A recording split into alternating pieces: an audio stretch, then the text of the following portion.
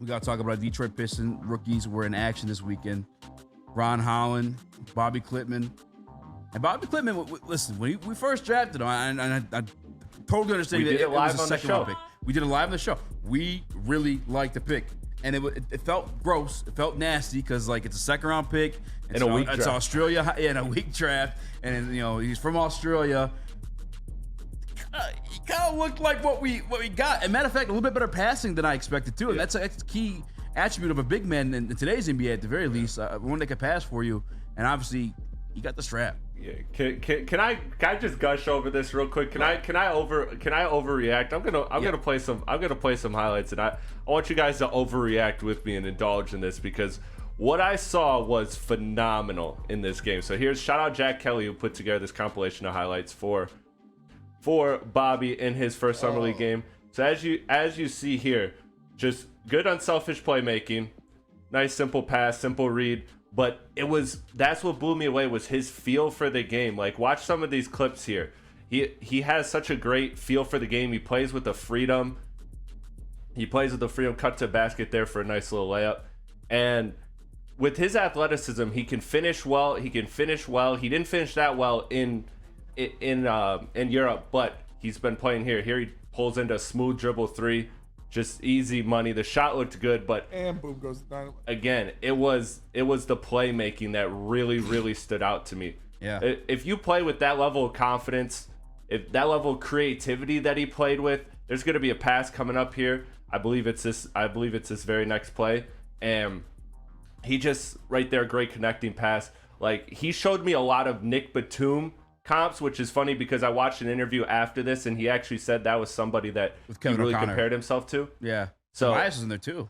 What's that? Oddly enough, Tobias was in there too. Yeah, Tobias is in there too. So, I don't know if he's going to be quite the scorer that Tobias is, but he definitely seems to be the connector piece that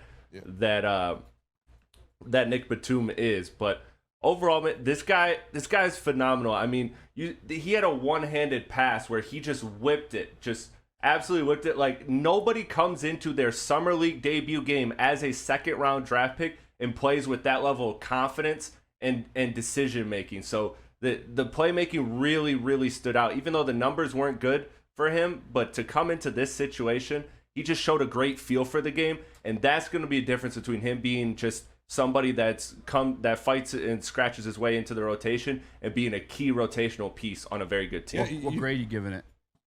This performance, I mean, considering where he was second round in a weak draft class, that's an A performance. Like 40% from three, and you can't beat that. I'd give it a B plus A minus. It was a good performance. And you know what they say, floor seats crypto. I got my tool in fourth quarter young. Why the fuck Batum in? That's true. It's facts. But no, you're right. His shooting was as advertised. He looked very fluid, very, very comfortable with his jump shots, both off the dribble and catch up, spot up opportunities on the outside, deep threes. But the thing that stood out to me was the passing. It was the big passing. He looked very comfortable making touch passes from himself to I can't remember the center's name, but he played pretty well too. He did. Bobby looked good out there. He looked very good. It's Bobby, bitch. You catching bodies, bitch. And I was excited to see him make these kind of passes because you're going to need that. If you are a big on this team, they're going to want to move the ball around a lot more, especially with the guys you're going to have coming in, whether it be Isaiah Stewart or Jalen Duren or Paul Reed. These are guys that are active around the bucket, and if you're getting looks at you because of your shooting prowess, you're going to be able to push the ball around to some guys for some open opportunities. So I was excited to see that. He looked damn good passing the ball and facilitating from the low block, so I was impressed with that for sure. That was good. Now you got a first-round pick. Ron Holland started off with the attributes you'd like to see, attributes we were promised. First and foremost, actually, I want to apologize to you, Smitty, and Brian Keith, I believe it is, out there on Twitter, where I was having that back and forth with. I think that he could play power forward. He looked a lot smaller out there. Yeah. Once you actually got him out there. Yeah, he's a wing. Yeah. It's for sure probably going to play a wing. Unless he grows. I mean, he's young enough for that to happen. But I was definitely wrong about his size, actually seeing him out there. Yeah. But you look it up, the same way they did was with Cade. When Cade was drafted, he was the 6'8" point guard. He gets here, he's 6'6". Same situation with Ron Holland. But you saw the athleticism. However, that second half of the game, everything kind of just delayed there. At one point, got blocked 3 straight times in a row by some guy I'd never even heard of, Tucker. What's your grade for Ron Holland's performance? I would say a C, flat C, because the first half was great. He looked great in the first half. He had some nice finishes around the bucket. Got into the lane, drawing fouls, knocked down some free throws. Had a nice mid-range jumper. And like you said, you saw the athleticism and the speed in the open floor. In the second half, I don't know. I feel like he was trying a little too hard. He was trying to force the issue a little too much rather than letting the game come to him and trusting in his teammates. So we'll see what happens tonight, but I expect him to bounce back. He did have an opportunity to absolutely posterize somebody and just missed, but drew the foul. And he got to the line a lot. I like to see that. There were some opportunities where his teammates missed him, where he was streaking down the floor ahead of the pack, I saw it and the pass just wasn't there. That happened a couple times where he would have gotten some nice, wide open fast break dunks, which definitely would have helped his confidence. But I'm not going to overanalyze any summer league performance. Yep. Let's see, let him get settled, let him get the flow of the game, get used to his teammates a little bit more, and I'm sure he'll improve as the summer league progresses. Yeah, he finished with the team high, 15 points. He did show up on the defensive end. Like that part was as advertised. That looked good. 2 blocks. I think it was a couple steals. Maybe statistically just 1 steal. Okay, 2 steals. And you saw him there, I guess being an issue or just very bothersome for some people. Even like fast break opportunities where you might have a stat to run away with after it, but as 1 steal. Yep. Yeah, but there was still some where he was effective enough where it caused a turnover and may have not gotten the stack for it. He was there defensively, he's offensively, but this is what he was coming in. Like we knew he was this type of project. The kid's always 18 or 19. 18. 19? 18. 18. Like, we knew he was going to be a project, so I'm not like tripping over it, but I mean, him getting blocked those 3 times in a row was kind of that is the one part I guess I didn't like. But again, both of these prospects have a similar problem in that they really need to grow, and they need to grow as NBA bodies. Like Bobby, looked awesome. He looked fluid, but he's also very skinny, and like he's not going to be able to use those same moves that he was using in this game against the next level. And Ron Holland, the same thing. And another thing, too, that we talked about specifically when we got into the 3-point and really breaking that part of Ron Holland's game down is a lot of it was self-creation. And you got to assume that, again, at the next level, he's not being asked to do that, at least at this point in his career. He's going to be looked at as, stand in the corner for threes and cut when you have a good read on making it to the basket and making a play. Like, that's going to be what he's going to do. So you're hoping that some of this 5 for 15 really turns to better generated shots because of Cade Cunningham. And at the end of the day, too, I think this guy, a good thing is that I don't expect either of these guys to be key rotation pieces this year. I really don't. And I think that's a good thing that you have a 5th pick that you can allow him to, although he's young, grow into his role rather than force him to be, a starter day one. That's what I think the previous Piston regime did, and it failed miserably. When you throw guys like Sadiq Bey into roles that are over their head, you just it's sink or swim. And now Ron Holland's going to be in a much better situation than that. Caleb? Yeah, I was really impressed by Clinton. I think he's going to be able to grow a lot from a player that he says he compares himself to in Tobias Harris. He's a way better shooter than I thought.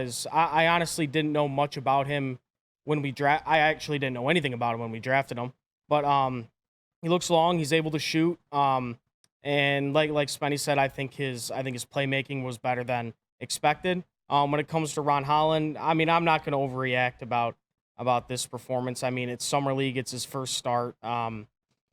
Like Chris said, hopefully we could turn those 6 for 15s or whatever he was to like 7 for 11s when he's playing with Cade Cunningham, and he's going to be able to, cut and get open. And there was a couple times I thought that Ron Holland was wide open. Yes. And they didn't give him the ball. Marcus Sasser or Jenkins, there was a couple times that they had the ball and they didn't hit Ron Holland. But I'm not going to overreact here. I think he's going to be a good player. I will say he does play hard. And, he was going for loose balls. He was going for every rebound. And that's something I like to see out of a 18, 19-year-old kid. And you mentioned a name real quick, Jenkins. I like that kid. He looked good. Yeah, I like that kid a lot. Yeah. I hope maybe he makes the team, honestly.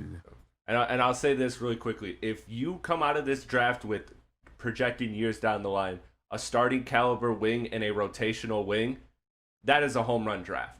Especially for your first draft and you just taking the job weeks before. Like, this guy has a history of drafting good wings, so I think we can kind of maybe buy in a little earlier than you normally would just because of his history. But again, if you get a starting caliber wing and a rotational wing out of this draft is a home run. So you're saying Trajan Langdon just drafted us Kawhi Leonard and Boris Diaw?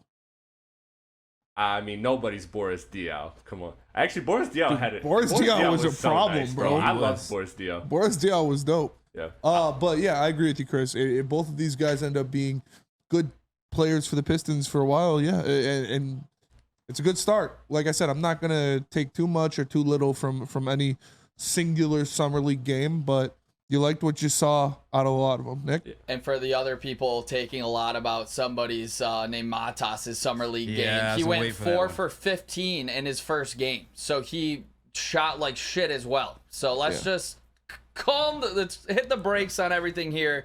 Holland's going to be just fine. I think he needs the ball in space a little earlier, like we alluded to, his teammates getting him the ball quicker, and I think he's going to be just fine if he's not in such congested lanes where it feels like he wasn't able to finish like we were able to see on some video going into this. But I'm excited for this game. Oh, so that one game was the second game then?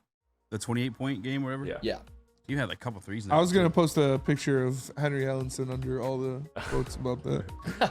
And remember, why didn't you? Maybe Trajan knows something because he signed this second-round pick to 4 years. This is the first year you could do that. So, he showed a tremendous amount of faith offering him a 4-year contract as his prospect. So maybe he's seen something that we didn't see.